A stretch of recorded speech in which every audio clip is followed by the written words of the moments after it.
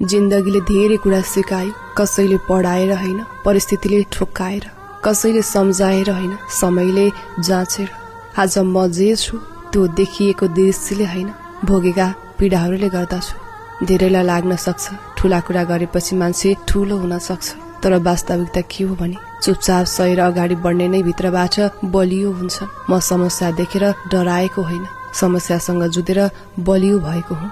चोट शरीरमा मात्रै लाग्दैन, कहिलेकाहीँ आत्मामा पनि लाग्छ, तर त्यही चोटले चरित्र बनाउँछ, सोच फराकिलो पार्छ र आत्मविश्वासलाई बलियो बनाउँछ। जसले संघर्ष देखेका छन् उनीहरू कसैको कुराले सजिलै हल्लिँदैन, किनकि उनीहरूलाई आँधीको बेग र त्यसबाट जोगिने उपाय दुवै थाहा हुन्छ। जीवनले कहिले सजिलो बाटो दिएन, तर हरेक कठिनाइले नयाँ पाठ सिकायो। कहिलेकाहीँ हारे जस्तो देखिएको मोड नै भविष्यको जितको तयारी रहेछ भन्ने कुरा पछि मात्र बुझिदो रहेछ।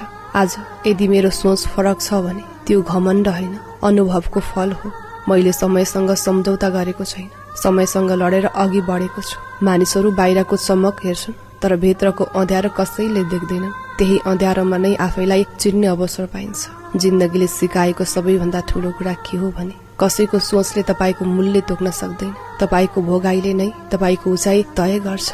त्यसैले आज म शान्त छु तर कमजोर छैन, मौन छु तर असक्षम छैन।